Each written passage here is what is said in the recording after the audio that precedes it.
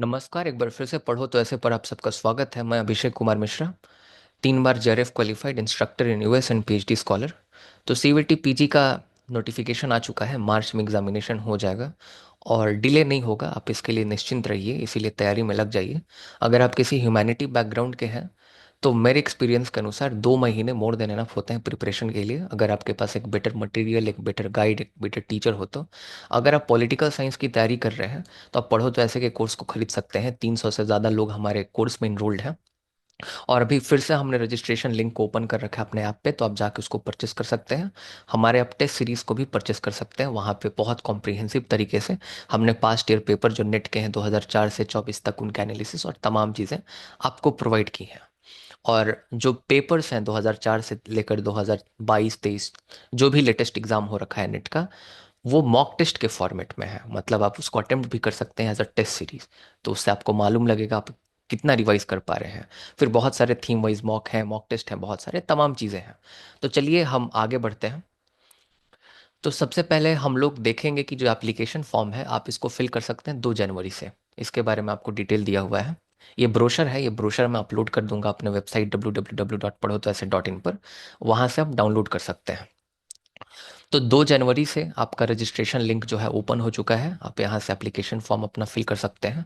Last date जो है वो 1 फरवरी है 2025 अपने एप्लीकेशन फॉर्म को सबमिट करने का। आप कोशिश करें कि आप इससे पहले अपने एप्लीकेशन को सबमिट कर दें, क्योंकि अंतिम अंतिम में जो सर्वर है वो डाउन हो जाता है और बहुत मुश्किल से एप्लीकेशन सबमिट होता है, फ़ी पेमेंट में इशू होते हैं। तो ये कुल मिला के बात है। आपका किस सिटी में एग्जामिनेशन होने वाला होगा ये पहले से आपको बता दिया जाएगा। फर्स्ट वीक ऑफ मार्च में आपका जो सिटी है वो आपका अलॉट हो जाता है और आप अपने रजिस्ट्रेशन नंबर को उसमें डाल के, डेट ऑफ बर्थ को डालकर आप देख सकते हैं आपका किस सिटी में एग्ज़ाम हुआ है, ताकि आप ट्रेन के टिकट करा लें अगर कहीं दूर हैं तो इस सिचुएशन में। साथ ही साथ अगर आप कुछ गलत भर देते हैं फॉर्म में तो उसके लिए भी चिंता ले जो है करने की ज़रूरत नहीं है। एक बार फिर से आपका जब एक बार फॉर्म सबमिशन कंप्लीट हो जाता है तो एक करेक्शन विंडो जो है वो ओपन होता है, और करेक्शन विंडो में अगर आप कोई भी गलती करते हैं तो वहाँ पे उसको ठीक कर सकते हैं। आपको एक चांस दिया जाता है, तो उसके लिए भी आपको चिंता नहीं करना। एक चीज़ मैं आपको बता दूं, पॉलिटिकल साइंस और बाकी ह्यूमैनिटीज़ के बच्चों के लिए जो जनरल पेपर था, वो जनरल पेपर जो पहला वाला हुआ करता था जिसमें 25 क्वेश्चन आया करते थे, वो 2024 से ऑप्शनल कर दिया गया है। 2025 में भी वो ऑप्शनल है, वो पेपर आपको देने की कोई ज़रूरत नहीं है। कुछ एकाध दो ऐसे आपके गिने चुने आपकी यूनिवर्सिटी होंगे जो कि वो पेपर को कंपलसरली मांग रहे हैं किसी और ह्यूमैनिटीज़ के सब्जेक्ट में, like other than political science. एक चीज़ और, ये जनरल पेपर इंपॉर्टेंट उन लोगों के लिए होता है जो कि कुछ आपका मैथमेटिक्स से रिलेटेड सब्जेक्ट को जो है परस्यू कर रहे हैं पीजी में, उनके लिए होता है। तो कुल मिला के आपका जो एग्ज़ाम होगा वो 1.5 घंटे का होगा, टोटल 90 मिनट का होगा। और आपको आपके सब्जेक्ट से 75 क्वेश्चन, 75 क्वेश्चन ही सॉल्व करने, उससे ज़्यादा आपको सॉल्व नहीं करना। एक क्वेश्चन अगर आप सही करेंगे तो 4 नंबर दिए जाएंगे, अगर आप उस क्वेश्चन को अटेम्प्ट नहीं करेंगे तो 0 नंबर आपको मिलेंगे। मतलब -4 होगा, मतलब गलत हो गया। आप बात समझ रहे हैं? और एक आप अगर गलती करके आएंगे, अटेम्प्ट करके, गलत करके, तो -1 होगा। -1 का मतलब 4 नंबर तो कटेंगे ही कटेंगे, 1 नंबर और कट जाएगा, तो टोटल 5 नंबर कटेंगे। ध्यान में रखिएगा, क्योंकि ये लोग बहुत लोग नहीं सोच पाते और ओवर अटेम्प्ट करके पेपर को आ जाते हैं, और ऐसा होता है कि कभी कभी उनको कम मार्क्स आ जाते हैं। उनको लगता है एक ही नंबर तो कटेगा, 1 नंबर माइनस होगा। अरे भाई, 1 नंबर तो जितना आप स्कोर करेंगे उसमें से माइनस हो जाएगा, बाकी 4 तो गया ही गया, तो 5 नंबर टोटल कटे। बात समझ में आया? तो डेट जो है एग्जामिनेशन का, वह 13 मार्च से लेकर आपका 31 मार्च के बीच में होगा। मैं पॉलिटिकल साइंस के लिए प्रिडिक्ट करता हूँ 17-18 मार्च के आसपास में एग्ज़ाम हुआ था पिछले साल की, 20 मार्च के आसपास में, शायद 20 मार्च के आसपास में एग्ज़ाम हुआ था। तो आप मान के चल सकते हैं कि ये 20 मार्च तक ये एग्ज़ाम पॉलिटिकल साइंस का कंडक्ट करा लिया जाएगा। 3 शिफ्ट में एग्जामिनेशन होंगे। अब 3 शिफ्ट में से आपको कौन सा शिफ्ट जो है मिलेगा, वो उसके डिटेल्स अब एडमिट कार्ड में आएंगे, जब एडमिट कार्ड आपका आएगा तो। आई होप ये सब आपको क्लियर हो गया। अब आगे हम लोग देखते हैं कि कितना फ़ी आपको देना पड़ेगा। एक चीज़ और ध्यान में रखिएगा, आप 4 सब्जेक्ट के लिए फॉर्म फिल कर सकते हैं। हो सकता है कि आपने पॉलिटिकल साइंस की पढ़ाई की हो, पॉलिटिकल साइंस ऑनर्स किया हो, या फिर आप बीए प्रोग्राम के स्टूडेंट हो, तो आप हिस्ट्री में भी सीयूईटी पीजी देना चाहते हैं, पॉलिटिकल साइंस में भी देना चाहते हैं, सोशियोलॉजी में भी देना चाहते हैं, ज्योग्राफी में भी देना चाहते हैं, तो आप 4 सब्जेक्ट में जो है सीयूईटी पीजी का एग्जामिनेशन दे सकते हैं। 4 सब्जेक्ट तक ध्यान में रखिएगा।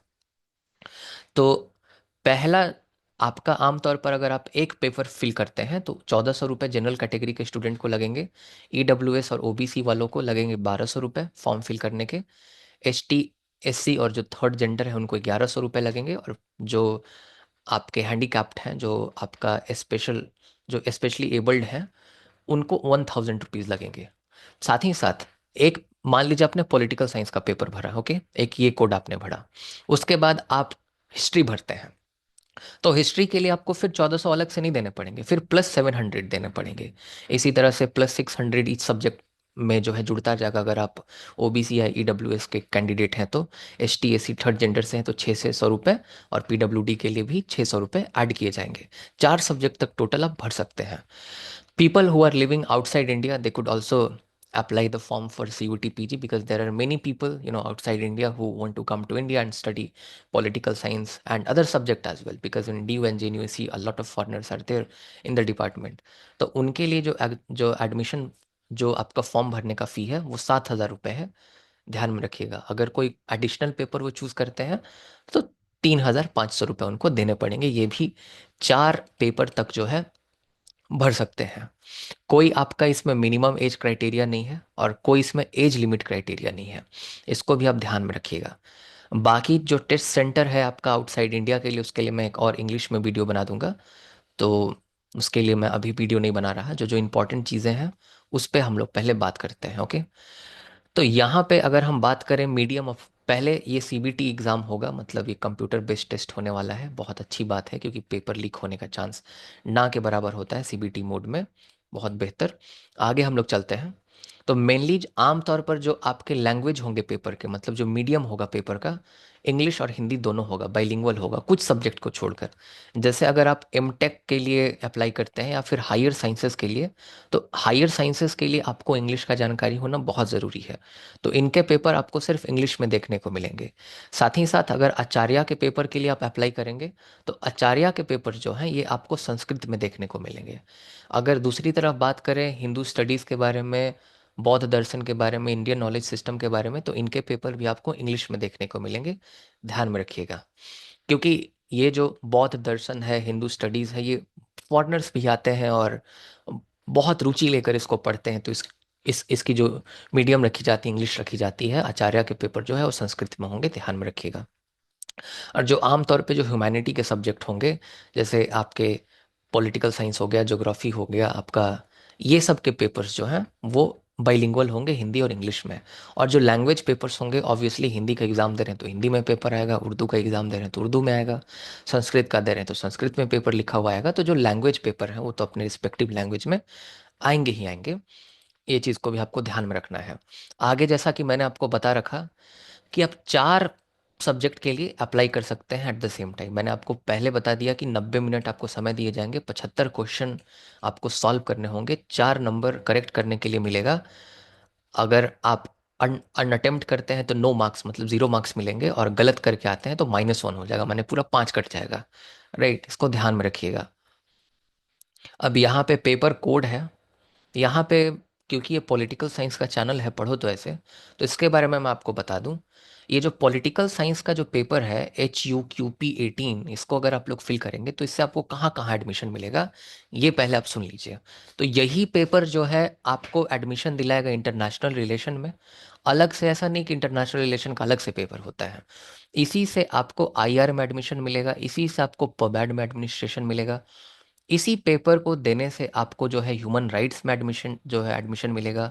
पब्लिक पॉलिसी के कोर्सेज में आपको एडमिशन मिलेंगे, क्योंकि MA जो है अलग अलग जो है डोमेन में, अलग अलग यूनिवर्सिटी में अवेलेबल है। जैसे पब्लिक एडमिनिस्ट्रेशन में MA अवेलेबल होता है, ह्यूमन राइट में, पब्लिक पॉलिसी में, इंटरनेशनल रिलेशन में, तमाम MA के कोर्सेज अवेलेबल हैं। साथ ही साथ जो JNU के जो 3 फेमस कोर्सेज हैं वो इसी पेपर को देने से वहाँ भी आप इनरोल कर पाएंगे। एक ही पेपर देना है आपको। सबसे फेमस है आपका POLM। मैं हमेशा POLM लेने के लिए लोगों को जो है सलाह करता हूँ। हमारे बहुत सारे स्टूडेंट्स का सिलेक्शन हर एक साल होता है, आप देख सकते हैं हमारे टेस्टिमनीज में, और वीडियोस बहुत सारे अवेलेबल हैं टॉपर्स के हमारे यूट्यूब चैनल पर। फिर PISM है, इससे ही एडमिशन मिलेगा JNU में। और IRAM है, IRAM बहुत हाइप था, लेकिन मैंने IRAM का जो हाइप है थोड़ा सा कम कर दिया। अभी POLM बहुत ज़्यादा हाइप हो गया है। बहुत सारे इसके रीज़न है मैं क्यों POLM लेने के लिए कहता हूँ, अपार्ट फ्रॉम IRAM। IRAM उनके लिए ठीक है जिनका बैकग्राउंड पॉलिटिकल साइंस नहीं रहा, जो बीटेक के स्टूडेंट है या जो साइंस बैकग्राउंड के स्टूडेंट है। A lot of things are there which I not be discussing right now. तो इसी पेपर से आपको सभी जगह एडमिशन मिलेंगे, BHU में, DU में, हैदराबाद यूनिवर्सिटी में, पौंडीचेरी यूनिवर्सिटी में, JNU में, जितने भी आपके प्रेस्टिजियस यूनिवर्सिटी हैं, सेंट्रल यूनिवर्सिटी हैं पॉलिटिकल साइंस के लिए। आगे बढ़ते हैं हम लोग। तो ये सब कुछ डिटेल्स थे, मैंने आपके साथ शेयर कर दिए। जैसा कि मैंने आपको बताया कि कोई एज लिमिट नहीं है। आप अगर अपियरिंग है, अपने बैचलर डिग्री को आप इस साल पास करेंगे 2025 में, तो भी आप एग्ज़ाम के लिए अप्लाई कर सकते हैं। और अगर आपके पास ऑलरेडी बैचलर डिग्री है तो भी आप एग्ज़ाम के लिए अप्लाई कर सकते हैं। दोनों केसेस में आप एग्ज़ाम के लिए अप्लाई कर सकते हैं। यहाँ पे रिजर्वेशन के लिए ध्यान में रखिएगा, ये बहुत इंपॉर्टेंट पॉइंट्स है यहाँ पे। क्योंकि बाद में क्या होता है कि आपका जो सर्टिफिकेट्स है, जो OBC सर्टिफिकेट है या फिर जो ST SC सर्टिफिकेट है, वो रिजेक्ट हो जाते हैं आप अगर डॉक्यूमेंट वेरिफिकेशन में जाएंगे। तो आप लेटेस्ट सर्टिफिकेट अपना OBC का और AWS का रखिएगा, बहुत इंपॉर्टेंट है। राइट, इसी ईयर का रखिएगा तो ज़्यादा बेटर रहेगा। वैसे वो टाइम देते हैं बनवाने के लिए, राइट, ऐसा नहीं है कि रिजेक्ट कर देंगे, वो टाइम देते हैं आपको डिक्लेरेशन साइन करा के। तो चिंता नहीं करना है, बट क्यों इस तरह के इशू को लेना, पहले से ही हम लोग तैयार रहेंगे। आपका जो ST SC का सर्टिफिकेट है उसका भी अपना एक फॉर्मेट है, मैं यहाँ पे इस डॉक्यूमेंट को अपलोड कर दे रहा हूँ, आप वहाँ देखिएगा जाके। मैंने ऑलरेडी आपको टाइम बता दी, वही चीज़ लाइक रिपीट हो रहा है, 1 घंटा 30 मिनट आपको दिया जाएगा। तो ये जो फॉर्मेट्स दिए गए हैं ना, रफ वर्क के लिए आपको पेपर दिया जाएगा, बहुत इंपॉर्टेंट है, रफ वर्क के लिए पेपर मांगा कीजिए। जो क्वेश्चन आप नहीं कर पा रहे हैं उसको लिख लिया कीजिए, ताकि आप डायरेक्टली उस क्वेश्चन में जाके उसको सॉल्व कर सकें बाद में। बहुत इंपॉर्टेंट है टाइम मैनेजमेंट। यहाँ पे अनफेयर जो मीन्स का आप इस्तेमाल करेंगे तो उसके लिए सज़ा और तमाम चीज़ें लिखी हुई हैं। चीज़ें रिपीट हो रही हैं जो कि मैंने आपको बता दिया। ये देखिए, ये फॉर्मेट है, AWS सर्टिफिकेट का फॉर्मेट है, बहुत इंपॉर्टेंट, इसी फॉर्मेट में आपका होना चाहिए सर्टिफिकेट। तो ये जितने भी फॉर्मेट्स दिए गए हैं, ये फॉर्मेट्स आप देख लेंगे एक बार डाउनलोड करके हमारे वेबसाइट से, और आप इंश्योर करेंगे कि इन फॉर्मेट्स में आपके सर्टिफिकेट्स पहले से बने हुए हैं। यहाँ सेंटर्स लिखे हुए हैं जहाँ जहाँ एग्जामिनेशन होने वाला है। अगर पॉलिटिकल साइंस के सिलेबस को देखना चाहते हैं तो आप पढ़ो तो ऐसे की वेबसाइट पर जाके पॉलिटिकल साइंस के सिलेबस को देख सकते हैं। एक बात और बता दूं कि जितना सिलेबस में लिखा हुआ है उससे ज़्यादा चीज़ें पूछी जाती हैं, जो कि कोर्स में हमने बहुत डिटेल में आपको कंप्लीट कराया है। तो अगर आप CVT PG के एस्पिरेंट हैं और पॉलिटिकल साइंस के लिए कोर्स लेना चाहते हैं, again I will tell you, this is the best place, पढ़ो तो ऐसे is the best place if you are already taking the classes in graduation, trust me, this is most affordable, like this is most affordable, and like best course for CVT PG. I'm myself 3 time JRF qualified. You will come to know what this JRF is all about and what it means qualifying JRF for 3 times. When you will be in post graduation, then you will come to know about these things. Okay. And also I'm instructor in US and PhD scholar, so obviously, and there is a lot of success story from Padho to Aise. A lot of people from Odisha, from Assam, from all over, like India. Like mostly our students are from North India, because the language of our course is Hindi, like not Hindi, like English. Okay, because I take the lectures in Hindi and notes are in English. Okay, तो इस तरह से course है। तो अगर आप खरीदना चाहते हैं आप खरीद सकते हैं। बहुत बहुत धन्यवाद, आप सबका दिन शुभ हो।